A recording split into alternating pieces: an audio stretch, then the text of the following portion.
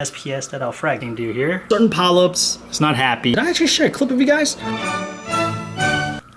It was a Reefer. It has been a rough week. It was a nice long week. And then I got hit by a pretty bad food poisoning. You gotta pay for the fun you have, right? Where's Leon? Just kidding. All right, today's mission is to kind of fix up some of the stuff that got knocked around while I was out of commissions. Namely that frost bomb back there. The kryptonite candy cane, the clam got knocked around a little bit as well. But today, or most likely tomorrow's mission, is actually pulling a frag out from the Goldenrod SPS. You'll notice that it's kind of perching precariously at the edge. That is because somehow something knocked that frag off the super glue and like tilted to one side as well. I think it's probably the same Mexican turbo snail that's kind of wedged between the two clams right now. So the goal is also to get frag from the SPS back there, and they will go to my Reefer Sensei Mr. Telegram. Just general cleanup now, and then I guess I'll check back in when it's time to actually frag the corals. The next day. Okay, the Pepto-Bismol did the trick, and you guys don't need to know the details. This week's video, I apologize, it's gonna be a little bit short. Number one, because it's a short week, came off a long holiday, and I was sick for a day and a half, 2 days. And number two, I mean, honestly, there hasn't been too much happening since the last update, but tomorrow, if I get a little bit more energy into me after fragging, I can do a kind of quick overview, quick update on stuff that I did not get to talk about last week. Let's go ahead really quickly, get this done. I already moved the frag down here for easy picking, and I need to reach in and snip something off there. Here is the Goldenrod SPS that I'll frag. In my hand, I have the Polyp Lab UV lights. I wonder if I can get the same coloration effect. Nope, not really. All right, I just frag it. I already got some frag plugs being soaked in the tank water. This way it does not release air bubble after I mount the coral. Looking at this, I don't want like tiny nubs. Let's do here. This will be a logical place to cut. I'm just gonna wrap my hand around a little bit just so that it doesn't fly everywhere. And I probably should use gloves, but hey, you know, Inappropriate Reefer. If I want to do it really properly, I'll probably do some iodine dip and whatnot. But dude, I'm barely standing, so let's go ahead and get this done. I think it should be okay.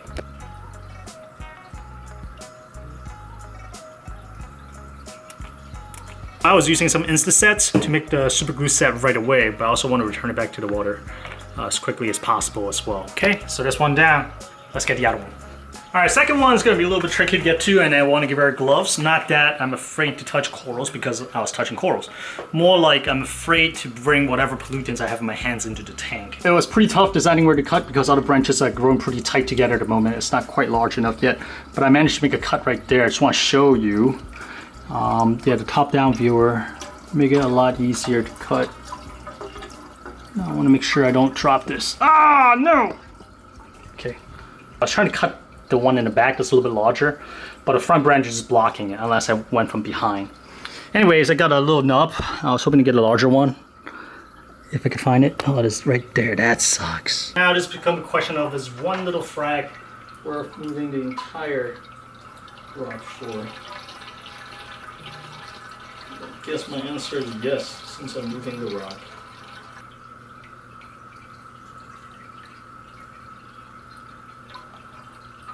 Can't even focus on it. Focus. That is tiny. Same deal here.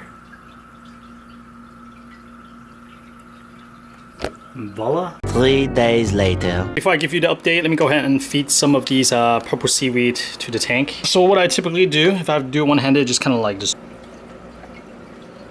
By the way, not sponsored by Two Little Fishies. I bought this just in case there's any questions. Yeah, I'm usually really transparent about those stuff.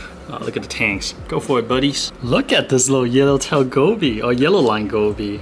This guy is bold, and for whatever reason, he or she, most likely a she, but for whatever reason, she really likes algae sheets. And not so for the neon goby. Neon goby just kind of hang back and eat regular like frozen or freeze-dried food that gets dropped from the auto feeder. But yeah, the yellow line, just for whatever reason, really likes algae sheets. And of course the tangs. The amphibious kind of pick at the ones that floats off, doesn't really eat directly from the sheet itself. But look at this tank go to work. Oh, by the way, I'm not sure if you guys saw the, did I actually share a clip of you guys? Oh, no joke. The Tangs are eating bubble algae. That's bubble algae right there. Right there. Oh, it's gone. They sucked it up already. See the skin of it? The yellow tang picked at it first, and then the hippo tang joined in. I didn't even have time to grab a filter. That was fantastic to see. Looks like, yeah, landed on the pally, but definitely sucked up all the green stuff inside. What's left is a shell. Of course, that may spread the bubble algae, but hey, now that I know the fish is actually picking at the bubble algae, that's awesome, fantastic. Probably also mean this guy's pretty hungry. This guy's eating like a pig.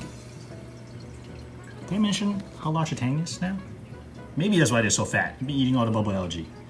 Keep up the good work, guys. And that's right. Right now, this yellow tang and this hippo tang officially is worth their weight in gold, in my opinion, because they do eat bubble algae, and I have not really seen a piece of bubble algae since. I do see some of those cyanobacteria, or maybe just like surface microalgae, creeping in a little bit in that corner. That corner doesn't really get a lot of flow. So I may at some point still add like a white-tail tang, basically a bristle tooth kind of tang, because they would eat those kind of like surface algae, supposedly. I've not kept one, so I'm not sure, but that's what I hear. Like they all have different preferences in terms of algae type. So I may add one of those, but I'm taking it slow, not in a rush, because things are mostly under control and just stable right now. I don't want to shake it up too much. Since we're already here, let's talk about the leather back there. It just simply collapsed, man. I forgot to move it back in this place yesterday when I was, 2 days ago when I was moving things around. So look at that. Let me slide the camera back here.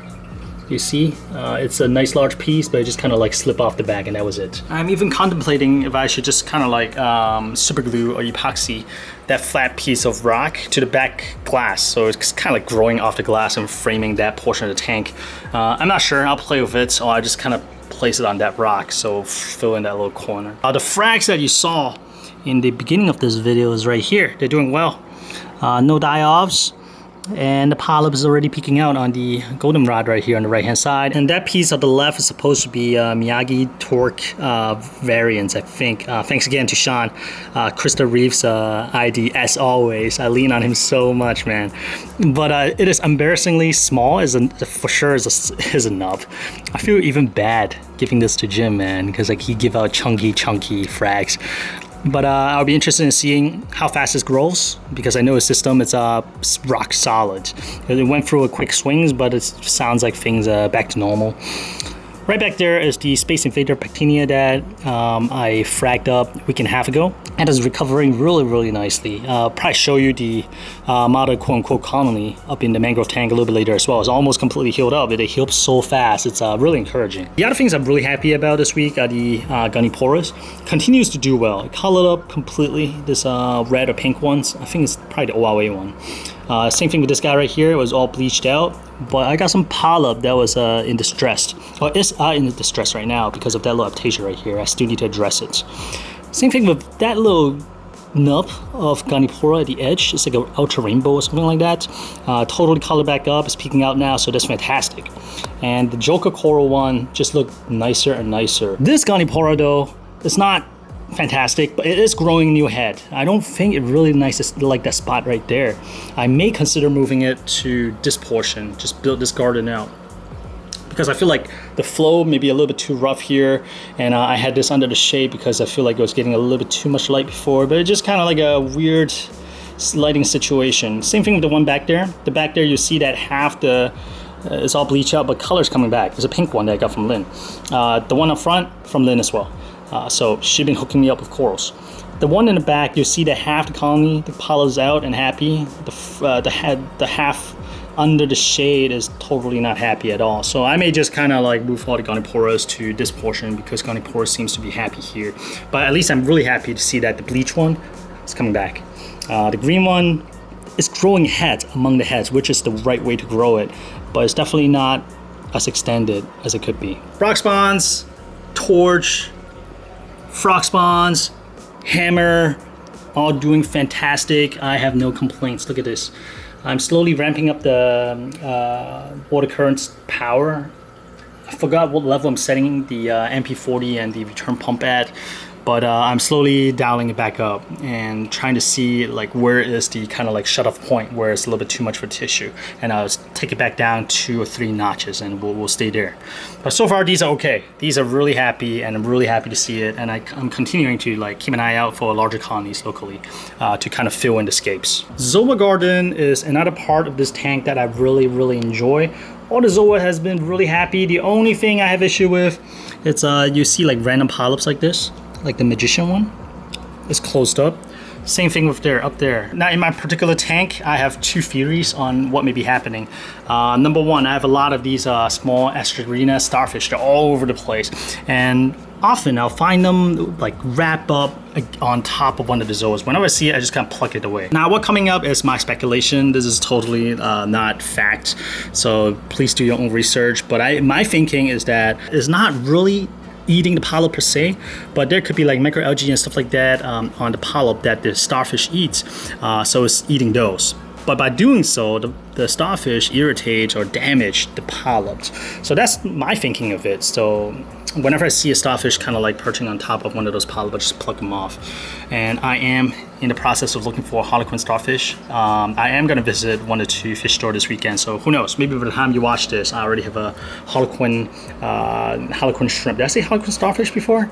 Sorry man, it's been a crazy week. The second possibility I think may be happening in my tank here is came from Zoa Boys. Shout out to them on IG and also YouTube. Basically he mentioned that certain people eater type polyps like magician, PPE and stuff like that, they just randomly melt. It's just what they do.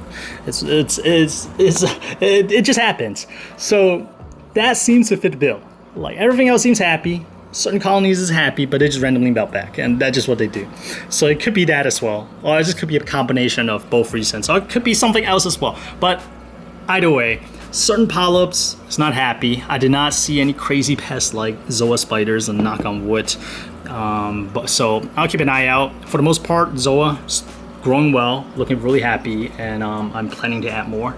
I will be adding at least 2 types of high-end Zoas really soon, so I'm really looking forward to it. And the ones I got consistently coloring up really nicely. So Zoa garden on the up and up. One thing that is not doing too hot in the tank are the clams. So you notice that right now I only have 1 clam up on the arch. That clam seems okay with that spot right there. But the other 2 clam I moved down because like over time, the manta are just not coming out as much. So I moved them down here thinking maybe could it be too much light, which is not likely due to what I have. But I wonder if it's also due to the water flow or whatnot. But either way, I moved them down here.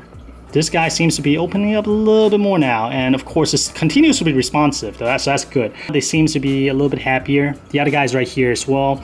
I'm slowly coaxing the mentor to come back, so I keep an eye out on them and basically just keep my parameters up, keep feeding fish, because like when fish poops, whatever they poop feeds the clam. One interesting thing is that by the time I went to move those clams right there, they already kind of semi-detached. So I just put a little pressure on the clam and the whole clam just kind of came off. But thankfully no damage to the foot and stuff like that, so like maybe they're just already ready to move, while that other guy is like stuck on there tight, so maybe like it's fine. Anyways, I put this clam down here on this rock thinking I'll just hold him there for 1 night and I'll find a better spot. But the next morning, it's already attached to that rock really tightly. So we'll see. Hopefully you like that spot. At least that spot give a little bit more room for him to spin around and try to determine the best orientation. The only thing I may change is that I may try to remove that hairy mushroom that's right by the maxima clam right there, because I'm afraid that the hairy mushroom may sting the clam. But we'll see. I'll see if the clam actually like that spot first. Same thing with this guy right here. It's kind of hard to see because clam's placement is between the leather and the pally. The pally does not seem to be bothering the manta because the manta is completely extended. You notice the side closer to us, the manta is not extended fully, versus the other side is extended perfectly fine. This one, it just looks pissed off, but it's already a lot better. It's already a lot better than before. Parameters wise, I'm trying to keep my pH up. My alkalinity is sitting at about 9 at this moment. pH is fluctuating between like 7.9 to 8, and sometimes I can get to like 8.05 and stuff like that. Not ideal, not ideal. It's just been tough probably because I've been keeping the door closed and with AC on, with the temperature getting a little bit warmer here in Maryland. So fingers crossed. I think out of the entire tank, my biggest worry, those baby clams right there. Coral wise, for the most part, things are on the ups and ups. Not too much has changed since last week, except for we got some new frags right here. And fish wise, everything is the same. Everything looks really healthy, beefy, and fat. And no, unfortunately, the yellow-headed jawfish has never appeared again. So I think he is unfortunately a goner. It is always super sad to lose fish, especially because I feel like fish is much more a pet compared to corals, I guess, even though they're all animals. I never really talked about the Arthropora, right? This also came from Lynn. Look at how beautiful and how large it is now. And that is the original jawbreaker mushroom that I got. It used to be like a dime size, and now it's like it's pretty good size. Got a lot more green coming in. A couple spots now, some decent sized spots. Oh, it looks like he dropped, was it 2 babies behind him? I didn't even know that. That is cool. Looks like the sun-kissed mushroom likes a new spot as well. Same thing with whatever. I think we call it the dumpster bounce. Like this new spot as well. And there's the white line goby from Seahorse Savvy, all the way in the back in the shade. Oh, one thing I could also touch on is that you see this Acan is kind of pissed off. Well, this one is happy. This one's kind of pissed off. Usually when this happens, let me see if it's here. Swim away. Usually whenever I see this, I know the Molly Miller Blenny is around, because that's usually what happens. The Blenny will swim up to it, bothers it, perch around, and then just peace off. And looks like that. And you see right here, the yellow line goby and neon goby oftentimes swim together, which is kind of cool. Maybe they pair it up. That'd be kind of cool too. Make some like shock nose goby. Is that how shock nose goby gets made? I'm not even sure. And here's the worm rock. Christmas tree worm rock. I really don't know where to put it. That's a nice piece of fish poop that could feed someone. Okay, another fish ate it. That's great. I'm kind of still on the hunt on Derisic clams and squamosa clams. I feel like those are easier clams that I would have an easier time keeping. So definitely keeping an eye out on them. Still would like to add 1 or 2 or 3 of them on the sand bed, and we'll see. Today I think we may go check out a local Petco in Columbia area. I hear good things about that one. And we're like, what? Good things about Petco? But yeah, supposedly that one got a pretty nice saltwater section, so we'll go check it out. Something weird also happened recently. This goby kicked out the other gobies. I see gobies all over my tank now. It's really weird. I think one is in the middle, one on the other side, and I think 1 or 2 lives here. For the most of the time, I got 4 gobies, but I've only seen 3 recently. 1 just disappeared. I haven't seen him anywhere, or her. So I wonder if something is happening here where maybe they paired up and they kicked the other 2 out. I don't know. Gobies are interesting characters. That was enough rambling. So sorry this video is going to be slightly short compared to what I usually put out. I hope you guys are having a fantastic weekend. John from Clammania actually shot me a lot of video clips in terms of clam care, which came at a fantastic time because of how my baby clams are doing. And hopefully that'll help some of you guys out as well. And I'll try to get that out in maybe a week or 2. I think it'll take a little time to put together. I'll see you guys next Sunday at 12:30 p.m. sharp. Bye.